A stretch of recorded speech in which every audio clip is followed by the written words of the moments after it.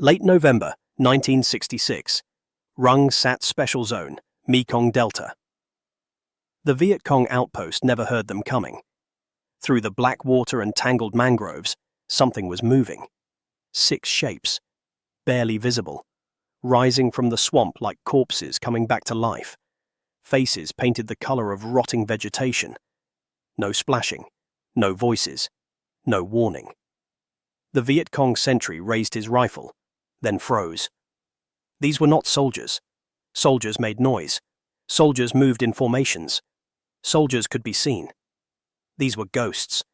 Green-faced demons emerging from water that should have drowned any man who tried to cross it. Within seconds, half the outpost was dead. The other half ran. The Americans called them Navy SEALs. 6-man teams, operating in darkness, using rivers and swamps the same way other units used roads. But the Viet Cong had another name for them. A name whispered in terror around campfires. And by 1967, there would be bounties on their heads. Because in the Mekong Delta, the most dangerous enemy wasn't the one you could see. It was the one rising silently from the water behind you. Subscribe for more untold war stories. The Mekong Delta had a way of teaching men what silence really meant. Not the quiet of a library or a church, but the kind of silence that pressed against your eardrums like water pressure, thick with the hum of insects, the distant calls of night birds, and the constant drip of condensation from leaves overhead. In this darkness, late in 1966, the rules of conventional warfare dissolved like sugar in hot tea. The massive operations that defined most of the American presence in Vietnam, the search and destroy missions with their hundreds of troops and helicopter gunships, meant nothing here. In the swamps and tidal rivers south of Saigon, a different kind of war was being born. The Rung Sat Special Zone stretched across 200 square miles of mangrove forest and mudflats, where the Mekong River system emptied into the South China Sea. The Vietnamese called it the Forest of Assassins, and for good reason. The Viet Cong had controlled this waterlogged maze for years, using it as a highway for supplies, moving from coastal junks to inland bases. They knew every channel, every hidden camp, every mud bank that could support a man's weight. American commanders had tried clearing it with conventional forces and failed. You couldn't march battalions through water that rose to a man's chest. You couldn't call in artillery when you couldn't see 50 feet through the vegetation. And you definitely couldn't tell the difference between a farmer in a sampan and a VC courier carrying coded messages and ammunition. But in November of 1966, the Viet Cong operating in the Rung Sat began reporting something that made no tactical sense. American troops were appearing where no Americans should be, not on roads, not dropped by helicopter. They simply materialized from the water itself, already in position, already killing, before anyone realized they were there. The first confirmed encounter happened on the night of November 23rd. A Viet Cong supply cache, hidden deep in the mangroves at a location that required 3 hours of navigation through channels too narrow for most boats, came under attack. The 6 guards posted around the perimeter never fired a shot. They were found the next morning with precise bullet wounds, their weapons still on their shoulders. The cache itself had been destroyed with demolition charges placed with surgical accuracy to maximize damage while minimizing noise. Whoever did this had approached underwater, struck without warning, and vanished back into the swamp before reinforcements could arrive.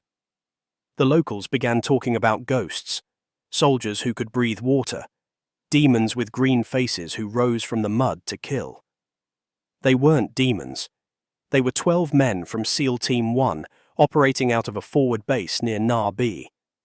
The official designation was Detachment Gulf, but everyone called them what they were, a platoon of Navy SEALs conducting direct action missions in the most hostile environment the United States military had encountered since the Pacific Island campaigns of World War II. Each man had survived 6 months of training that broke 70% of candidates before they ever reached Vietnam. They could swim 6 miles in open ocean, navigate by stars through swamps at night, and place explosives with the precision of surgeons. More importantly, they had embraced a tactical philosophy that conventional forces found incomprehensible. Smaller is better. A typical SEAL mission in the Rung Sat involved 6 to 8 men traveling in a single boat, usually a 16-foot Boston whaler with a 50-horsepower outboard motor muffled to reduce noise. They inserted at night, sometimes 4 or 5 miles from their target, using the tide to help push them upstream. When they reached their objective area, they would beach the boat and move on foot through water that ranged from ankle-deep to overhead, depending on the tide. The entire patrol communicated through hand signals and, when absolutely necessary, whispers that barely carried 5 feet. They wore tiger-stripe camouflage uniforms that had been dyed and re-dyed until they matched the particular shade of rot that characterized the mangroves. And they painted their faces with green and black grease in patterns that broke up the human outline even in direct moonlight. The weapons they carried reflected the close-quarters nature of their work. Every man had an M16 rifle, newly issued and controversial among conventional troops who complained about jamming, but beloved by SEALs who appreciated its lightweight and controllability in full automatic fire. For sentries and guards who had to be eliminated silently, they carried suppressed .22 caliber pistols, high-standard Model B target pistols, modified with homemade silencers, that reduced the gunshot to a sound like someone spitting. The noise wouldn't carry 20 feet in the dense vegetation. At point-blank range, a .22 round to the head was absolutely lethal, and that's the only kind of shot a SEAL would take. But the real weapon was information. The SEALs operating in the Rung Sat had studied the terrain with an obsession that bordered on religious devotion. They knew which channels flooded completely at high tide and which stayed navigable. They knew where the mud was firm enough to walk on and where it would swallow a man up to his waist. They had mapped the locations of VC camps, supply routes, and guard posts through a combination of aerial reconnaissance photos, captured documents, and their own previous missions. Each operation built on the last, creating a growing database of tactical intelligence that gave them an almost supernatural ability to predict where the enemy would be. By late December of 1966, SEAL Team 1 had conducted 43 combat missions in the Rung Sat Special Zone. They had killed or captured over 90 Viet Cong fighters, destroyed 17 supply caches, and gathered intelligence that led to the disruption of multiple planned attacks on shipping in the Saigon River. Their own casualties: 0. Not one SEAL had been killed or seriously wounded. The kill ratio, the crude but telling metric that military analysts use to measure effectiveness, was infinite. You can't divide by 0. The Viet Cong leadership noticed. In January of 1967, orders went out to all units operating in the coastal regions: identify and eliminate the American Special Forces conducting waterborne operations. Bounties were offered. Tactics were adjusted. Guards were doubled, then tripled. New security procedures were implemented for supply movements. The VC even began setting ambushes along the most likely infiltration routes, hoping to catch the SEALs in transit. None of it worked. The green faces kept rising from the swamp, kept killing, kept disappearing, and the legend kept growing. Lieutenant James Elliott studied the aerial reconnaissance photos spread across the plywood table in the operations tent at Na Bi. The images showed a section of the Rung Sat, 15 miles southeast of their base, a tangle of waterways and mangrove islands that looked identical to every other square mile of swamp in the delta. But intelligence reports indicated this particular maze concealed something valuable: a major Viet Cong supply cache serving as a waypoint for weapons and ammunition moving from coastal smuggling operations to inland combat units.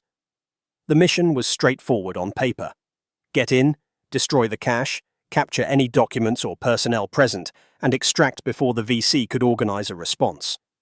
In practice, it would require navigating through 6 miles of hostile territory in complete darkness, locating a camouflaged position that blended perfectly with the surrounding jungle, executing the raid with enough violence to overwhelm any defenders, and then getting out alive.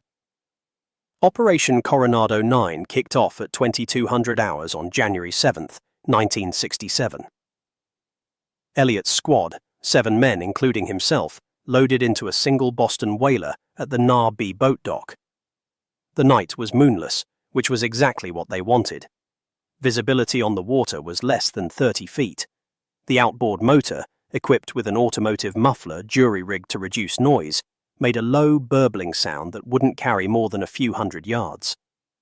They moved upstream with the incoming tide, using it to reduce fuel consumption and engine noise. Elliot navigated by compass bearing and dead reckoning, occasionally checking their position against landmarks he had memorized from previous missions. A distinctive dead tree here, a bend in the channel there, the silhouette of a bombed-out village against the slightly lighter sky.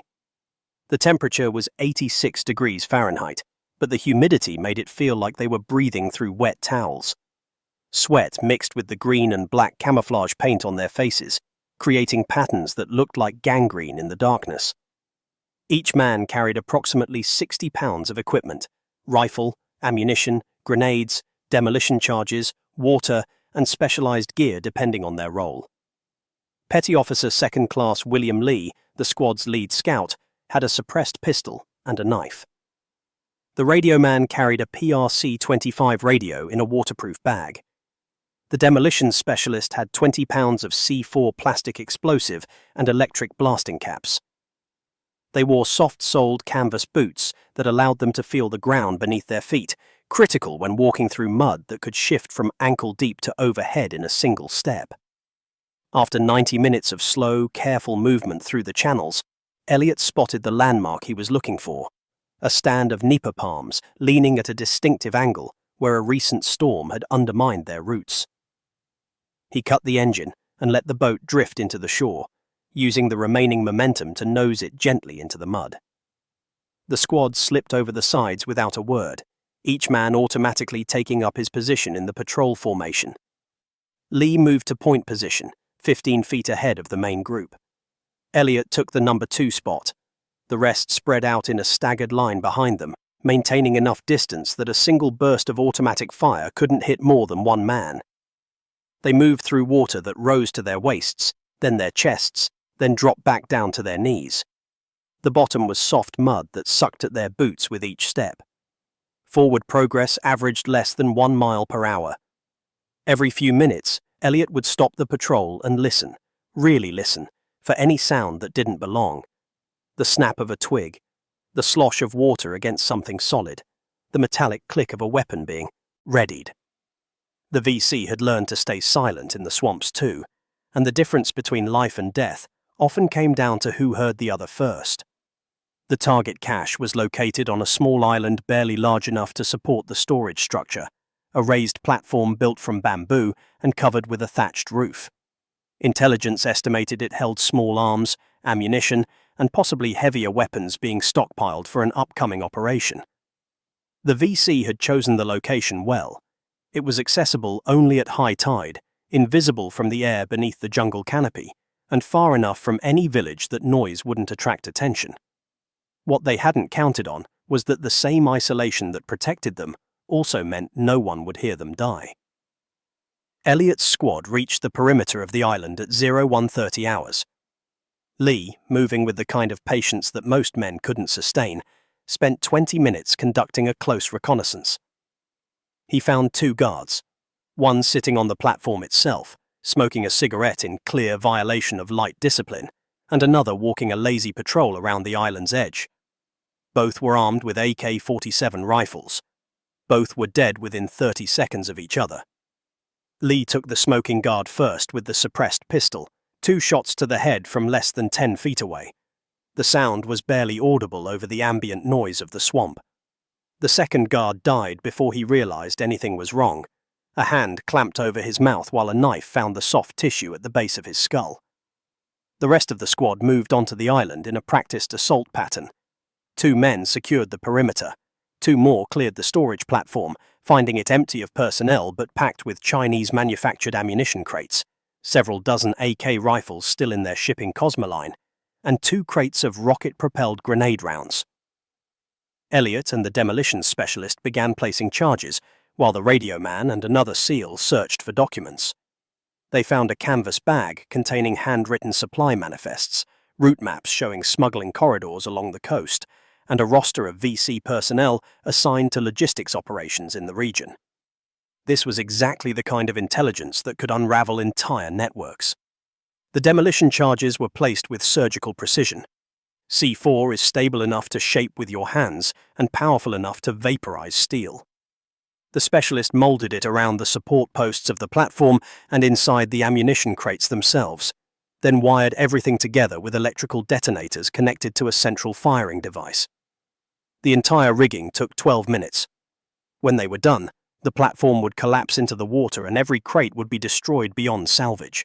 More importantly, the explosion would announce to every VC unit in the region that the ghosts had struck again. The extraction was a controlled retreat back to the boat, moving, faster now, because speed mattered more than stealth once the charges went off. Elliot triggered the explosion when they were 200 yards away, still wading through chest-deep water. The blast lit up the night like a flashbulb, followed by secondary explosions as ammunition cooked off. The shockwave reached them as a pressure wave through the water and a sound like thunder rolling across the swamp. By the time VC reinforcements could organize a response, Elliot's squad was 3 miles away and accelerating toward Na B at 25 miles per hour, the muffler removed now because noise didn't matter anymore. They docked at 0415 hours. Total mission time, 6 hours and 15 minutes. Enemy casualties, 2 confirmed killed. Friendly casualties, none. Intelligence captured, significant. It was the kind of operation that never made headlines, never appeared in the official histories, and absolutely terrified the enemy. The bounty notices appeared in March of 1967, distributed through Viet Cong command channels, operating throughout the Mekong Delta. The price varied depending on who was telling the story. Some reports claimed $500 in gold, others said a year's rice ration and promotion for any VC fighter who killed or captured one of the green-faced Americans. What mattered wasn't the exact amount, but what it represented. The SEALs had become enough of a problem that the enemy leadership was willing to pay significant resources to eliminate them. For Captain Vo Van Kiet, commander of a Viet Cong battalion operating in the coastal regions, the Americans with painted faces had become a personal obsession. His supply lines were being systematically destroyed. His men were afraid to move at night. Guard posts that should have been secure were being wiped out without warning. Kiet was nobody's fool. He had been fighting in the Delta since the war against the French, and he understood guerrilla warfare at an instinctive level. The Americans had advantages, helicopters, radios, unlimited ammunition, but they also had weaknesses. They were predictable. They moved in large formations. They relied on firepower instead of stealth. Except for these new ones. These SEALs operated like VC did, using the terrain as a weapon, striking from ambush, disappearing before reinforcements could respond. They were beating him at his own game, and that couldn't stand. In April, Kiet implemented new security procedures across his entire area of operations. Guard posts were reinforced from 2 men to 6. Patrols were increased. Supply movements were conducted only during daylight hours when the SEALs seemed less active. He ordered the construction of early warning systems, simple tripwires connected to tin cans filled with pebbles that would rattle if disturbed.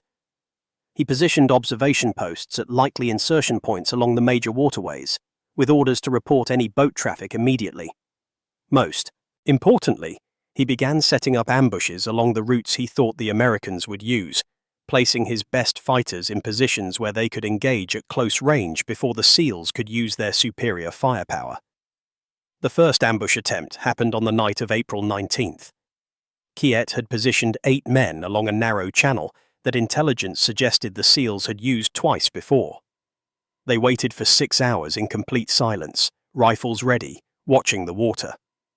A boat approached at midnight, moving slowly with a muffled engine. The VC fighters opened fire from both banks simultaneously, pouring automatic weapons fire into the darkness. When dawn came and they searched the area, they found the boat, riddled with bullet holes and sinking, but no bodies. The SEALs had somehow detected the ambush before it was sprung and abandoned the boat, melting into the swamp on foot. Kiet's men spent the next 3 days searching for them and found nothing except boot prints that led into water and disappeared. The SEALs adapted faster than Kiet could respond. Elliot and his fellow platoon leaders began varying their insertion points, sometimes traveling 10 or 12 miles out of their way to approach targets from unexpected directions. They started using multiple boats on some missions, creating false trails that would draw VC attention away from the actual assault force. When intelligence indicated that the enemy was watching certain waterways, the SEALs simply stopped using them, finding new routes through channels so narrow that branches scraped both sides of their boats. They began employing cutting tactics, splitting into 2 or 3-man teams that could slip through gaps in the enemy's defenses and reassemble at rally points closer to their objectives. The hardware evolved too. By mid-1967, Elliott's platoon had begun experimenting with Zodiac inflatable boats for certain missions. The Zodiacs were slower than the Boston whalers, maxing out at around 15 miles per hour with a full load, but they drew less water and could navigate through vegetation that would have torn the bottom out of a fiberglass hull. More importantly, they were quieter. With the outboard lifted and paddles deployed, a Zodiac made almost no sound at all. For missions where stealth mattered more than speed, they were ideal. The trade-off was carrying capacity. A Zodiac could handle 6 men comfortably, 8 if you were willing to accept reduced freeboard and the risk of swamping in rough water. Weapon selection became more refined as well. The M16, despite its reputation for jamming in the hands of conventional infantry, performed reliably for the SEALs because they maintained their weapons with obsessive attention to detail. Every rifle was stripped and cleaned after every mission, even if it hadn't been fired. Magazine springs were tested and replaced at the first sign of weakness. Ammunition was inspected round by round for corrosion or damage. The result was a weapon system that almost never failed when it mattered. For longer-range engagements, some platoons began carrying M14 rifles with starlight scopes, early night vision devices that amplified ambient light and allowed a skilled marksman to hit targets at 200 yards in near total darkness. But the most important adaptation was tactical patience. The SEALs learned to wait. If a target looked too easy, they backed off and watched it for hours or even days before committing to an assault. If an insertion point felt wrong, maybe the water was too calm, maybe there were too many birds in the trees, maybe it was just a feeling, they found another way in. This kind of caution frustrated the aggressive instincts that had gotten them through SEAL training, but it kept them alive. By the summer of 1967, Elliott's platoon had conducted over 70 combat missions. They had killed an estimated 200 enemy fighters and captured or destroyed supplies worth millions of dollars in replacement value. Their own casualties remained remarkably light. 3 men wounded, none killed. The psychological effect on the Viet Cong was measurable. Captured documents revealed that VC units were requesting transfers out of the coastal regions specifically to avoid the green faces. Guard duty at supply points, once considered a relatively safe assignment, became something men tried to avoid. There were reports of VC fighters abandoning their posts at night rather than risk an encounter with the Americans who moved through water like fish and killed without warning. One captured lieutenant told his interrogators that his men believed the SEALs were specially trained demons who could see in complete darkness and smell fear on the wind. The interrogator noted in his report that the lieutenant seemed to half believe it himself. Kiet understood that the battle wasn't just military, it was psychological. The SEALs had turned his own tactics against him, using fear as a force multiplier. Every successful raid, every destroyed cache, every dead guard added to the legend. His fighters were starting to believe the Americans were invincible, and belief like that could break an army faster than any amount of firepower. He knew he needed a victory, something dramatic that would prove the green faces could bleed and die like anyone else. He began planning an operation that would lure the SEALs into a kill zone from which there would be no escape. He would use their own aggressiveness against them, bait them with a target too valuable to ignore, and crush them with overwhelming force. The problem was that the SEALs didn't operate like other American units. They didn't follow patterns, they didn't take unnecessary risks, and they seemed to have an almost supernatural ability to sense danger before it materialized. It would take something special to trap ghosts who had learned to trust their instincts above everything else. The Tet Offensive hit on January 30th, 1968, and it changed everything about the war except the part that happened in the swamps. While North Vietnamese and Viet Cong forces launched coordinated attacks on cities and military installations across South Vietnam, including a dramatic assault on the US Embassy in Saigon that played on television screens around the world, the SEALs in the Rung Sat kept doing what they had been doing, hunting in the darkness, destroying supply lines, and killing the enemy in small, precise operations that never made the news. The strategic calculus had shifted, but the tactical realities of riverine warfare remained constant. The Viet Cong still needed to move supplies. The SEALs still knew how to find them and destroy them. By the summer of 1969, the cumulative effect of SEAL operations in the Delta had become statistically undeniable. Intelligence estimates suggested that approximately 2,000 Viet Cong fighters had been killed or captured by SEAL teams operating in the region since late 1966. The number was disputed. Some analysts thought it was high, others argued it was conservative, but even the most skeptical assessments put enemy losses at well over 1,500. Against this, SEAL casualties stood at 48 men killed in action across all of Vietnam, with the majority of those losses occurring in other operational areas. The kill ratio, that crude but revealing metric that military planners use to measure effectiveness, approached 40 to 1. For comparison, conventional US forces were averaging somewhere between 3 to 1 and 5 to 1, depending on who was counting and how they defined enemy casualties. The numbers told only part of the story. What mattered more was the operational impact. Major supply routes through the Rung Sat had been so thoroughly disrupted that the Viet Cong were forced to move material through longer, more vulnerable corridors further inland. Weapons caches that once operated openly under the cover of jungle canopy were now being dispersed into smaller, more mobile stockpiles that were harder to protect and easier to lose track of. VC commanders were spending more time on security and counter-reconnaissance than on offensive planning. The psychological burden of never knowing when or where the green faces would appear next had become its own form of attrition. Elliott's platoon had been in-country for nearly 3 years by this point, rotating men in and out as tours ended and new SEALs arrived to replace them. He had survived longer than most, accumulating a mental catalogue of missions that blurred together into a continuous memory of dark water, green paint, and the controlled violence of close-quarters combat. He had learned things they didn't teach at the Naval Amphibious Base in Coronado. He knew that the smell of the swamp changed in the hour before dawn, becoming sharper as the temperature dropped. He knew that the best time to hit a target was between 0200 and 0300 hours, when human alertness reached its lowest point regardless of training or discipline. He knew that a man could walk through waist-deep water for hours if he kept his breathing steady and didn't fight the current. The mission on August 14th started like dozens of others. Intelligence had identified a VC command post operating from a village deep in the Rung Sat, coordinating supply movements and directing local operations. The village itself was small, maybe 20 structures built on stilts over the water, but its strategic position made it valuable. Channels radiated out in multiple directions, providing access to both coastal areas and inland routes. Taking it out would disrupt VC operations across a wide area and potentially yield documents that could identify other command nodes in the network. Elliott's squad inserted at 2100 hours from a Zodiac, leaving 2 men with the boat and taking 6 into the target area.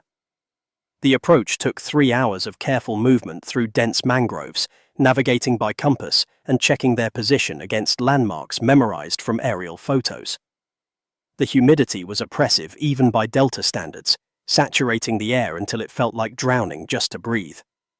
They moved in single file with Lee on point, each man staying close enough to maintain visual contact in the darkness, but far enough apart that they couldn't all be hit by the same burst of fire. Lee stopped the patrol 50 yards from the village perimeter and spent 15 minutes conducting a visual reconnaissance. He could see guards, at least 4 that he could identify, positioned around the approaches. They looked alert, which was unusual. Most VC guards at this hour were fighting sleep, or had given up and were just trying to stay awake until their relief showed up. These men were actively scanning their sectors, rifles at the ready. Something felt wrong. Elliot moved up to Lee's position and studied the village through the darkness. The layout matched the aerial photos. Structures built over water, interconnected by wooden walkways, several boats tied up along the edges. But the pattern of activity didn't match what they had expected. There were too many people moving around for this time of night, too many lights still burning. They backed off and waited. Patients had saved their lives before, and Elliot trusted his instincts more than he trusted intelligence reports. Over the next hour, they observed the village from 3 different positions, building a picture of what was actually happening. The guards were part of a larger force, maybe 20 or 30 fighters, that appeared to be using the village as a staging area rather than a command post. This wasn't a headquarters operation. It was a combat unit preparing for movement, probably planning an attack of their own somewhere else in the Delta. The smart play was to call it off, report what they had found, and let higher command decide how to handle it. But Elliot saw an opportunity that might not come again. A concentrated enemy force, unaware they were being watched, in a position where they couldn't easily disperse or call for reinforcements. The target had changed, but the tactical situation was actually better than what they had planned for. He made the decision to proceed, modifying the mission on the fly in ways that would have been impossible for a conventional unit, but was standard procedure for SEALs who had learned to trust their leader's judgment in the moment. They repositioned to a small island 30 yards from the village and called in artillery support from a Navy destroyer operating off the coast. The fire mission was plotted using coordinates Elliot provided over the radio in a whispered conversation that lasted less than 2 minutes. At 0340 hours, the first 5-inch shells began landing on the village with devastating accuracy. The explosions were enormous, each one throwing water and debris 50 feet into the air. Secondary blasts followed as ammunition and fuel stores detonated. The entire village was engulfed in fire within minutes. Elliot's squad engaged targets of opportunity as VC fighters fled the destruction, picking off individuals with precision rifle fire from their concealed position. The thermal contrast created by the burning village made targeting easier, silhouetting fleeing fighters against the flames. The engagement lasted 17 minutes from the first artillery round to the last gunshot. When it was over, 23 enemy fighters were confirmed dead and the village was completely destroyed. Elliot's squad suffered 1 casualty, a man wounded by shrapnel from a secondary explosion, serious enough to require evacuation but not life-threatening. The after-action report described it as a successful direct action mission resulting in significant enemy casualties and the destruction of a major logistics node. What the report couldn't capture was the moment when Elliot watched the village burn and realized that the war had shifted in ways that made their kind of operations more valuable than ever. The Tet Offensive had been a military disaster for the North Vietnamese and Viet Cong, but it had convinced many Americans that the war was unwinnable. The political will to continue large-scale operations was eroding. What remained was this: small teams of highly trained men conducting precisely targeted operations that achieved strategic effects without requiring massive commitments of conventional forces. The SEALs had proven that you could win battles with 6 men and the right tactics. The question was whether you could win a war that way. Vietnamization became official US policy in the spring of 1969, though the SEALs operating in the Delta had been training South Vietnamese naval commandos since late 1967. The concept was simple: gradually transfer combat responsibilities to South Vietnamese forces while American units withdrew. In practice, it meant that the expertise accumulated through years of hard-won experience in the swamps would need to be compressed into training programs that could produce competent operators in months instead of years. The SEALs approached this mission with the same intensity they brought to combat operations, but they understood the reality. You couldn't teach instinct. You couldn't train someone to smell an ambush or sense when a target felt wrong. Those things came from surviving long enough to develop the judgment that kept you alive. By early 1971, the operational tempo for American SEAL teams in the Mekong Delta had begun to slow. Fewer missions were being authorized. More emphasis was being placed on advisory roles and joint operations with South Vietnamese counterparts. The war wasn't over. The Viet Cong and North Vietnamese were still fighting, still moving supplies, still controlling large sections of the countryside. But American participation was winding down regardless of the tactical situation on the ground. For men like Elliot, who had been running operations in the swamps since 1966, the shift created a strange sense of unfinished business. They had mastered a type of warfare that was being abandoned before its full potential could be realized. The mission on March 6, 1971, was supposed to be routine by the standards of operations that could never actually be routine. A South Vietnamese SEAL unit, trained and advised by Americans but operating independently, had identified a Viet Cong base camp approximately 12 miles south of Na Bay. The intelligence was solid. Aerial reconnaissance had confirmed structures and boat traffic consistent with a significant enemy presence. The Vietnamese SEALs requested American participation in the raid, specifically asking for advisors who could help with mission planning and provide backup support if things went wrong. Elliot volunteered, along with 3 other SEALs from his platoon. They would accompany the Vietnamese team as observers and advisors, not as primary assault elements. It was the kind of transitional mission that characterized the Vietnamization process. Americans in support roles, Vietnamese forces taking the lead. The insertion went smoothly. 2 boats carrying a combined force of 12 Vietnamese SEALs and 4 Americans moved through familiar waterways under a quarter moon that provided just enough light to navigate without using night vision equipment. The Vietnamese team leader, a lieutenant who had trained with Elliot's platoon for 6 months, demonstrated solid tactical judgment during the approach. He varied speed to minimize noise, used the terrain to mask their movement, and positioned his men properly when they reached the insertion point. Elliot watched from the second boat and allowed himself to think that maybe this could actually work, that the knowledge could be transferred, that the South Vietnamese could sustain this type of operation after the Americans left. They beached the boats a half-mile from the target and moved overland through the swamp. The Vietnamese SEALs moved well, maintaining proper spacing and discipline. Lee, serving as Elliot's assistant advisor on this mission, whispered that the formation looked good, that the point man was doing everything right. They approached the camp from the northeast, using a slight elevation change in the terrain to provide cover during their final approach. The base came into view through the vegetation, a cluster of hooches built on slightly higher ground, several bunkers reinforced with logs and earth, signs of recent activity, including cooking fires that hadn't been fully extinguished. The Vietnamese lieutenant made a hand signal, indicating they would hold position and conduct a reconnaissance before committing to the assault. It was exactly the right call, exactly what Elliot would have done. They waited and watched. After 20 minutes, the lieutenant pointed out the guard positions, 4 that were visible, probably more that weren't.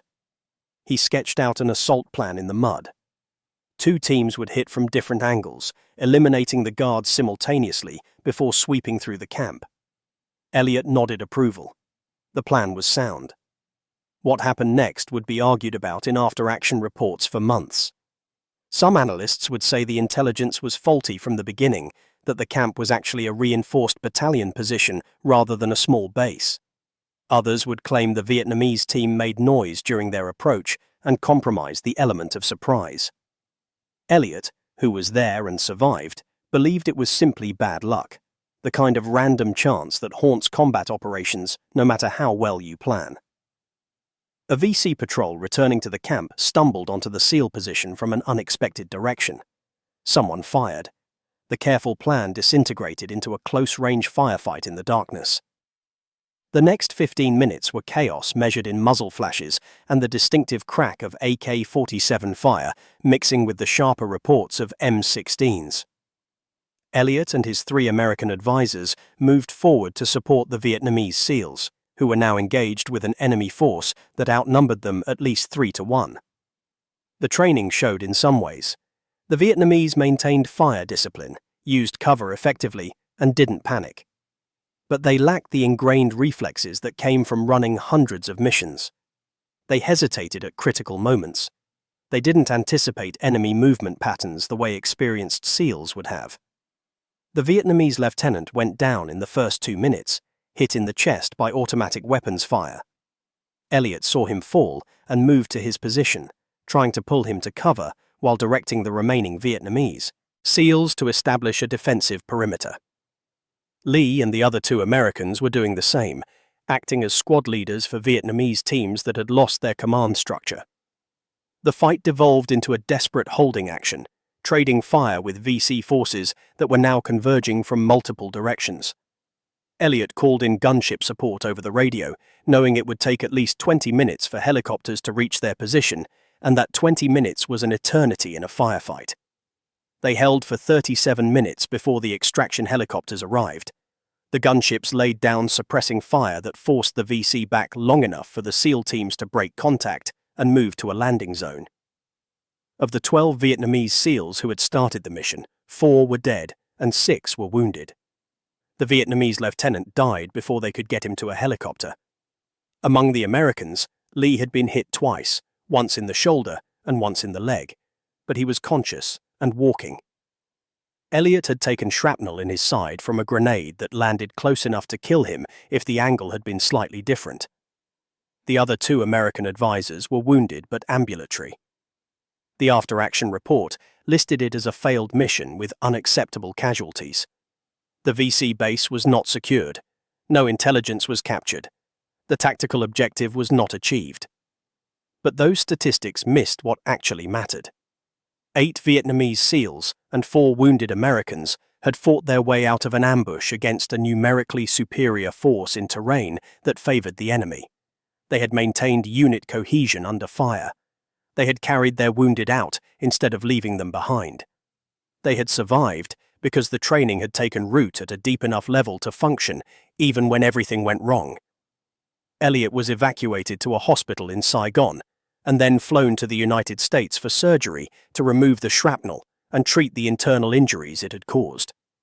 He would spend 3 months recovering before being declared fit for duty and reassigned to non-combat roles. His war was over. The mission on March 6th had been his last operation in the swamps of the Mekong Delta. He never returned to Vietnam. Lee survived his wounds as well, though the leg injury was severe enough to end his career as an active SEAL operator. The Vietnamese lieutenant who had planned the mission so carefully and died executing it was posthumously promoted and awarded the Vietnamese Cross of Gallantry. His name was added to a list that grew longer every month as the war continued without the Americans who had taught the tactics that made the green faces legendary. The SEALs left behind a legacy measured not in territory captured or battles won, but in the psychological space they had carved out in their enemy's mind. The Viet Cong never stopped fearing the water at night. They never stopped checking the shadows for painted faces rising from the swamp. And decades later, when military historians studied the evolution of special operations warfare, they would point to the Mekong Delta between 1966 and 1971 as the crucible where modern tactics were forged. 6-man teams operating in hostile terrain with minimal support, achieving strategic effects through precision and audacity. The ghosts had risen from the swamp, done their killing, and disappeared back into the darkness. Their war was over, but the legend they created would outlast the conflict that produced it.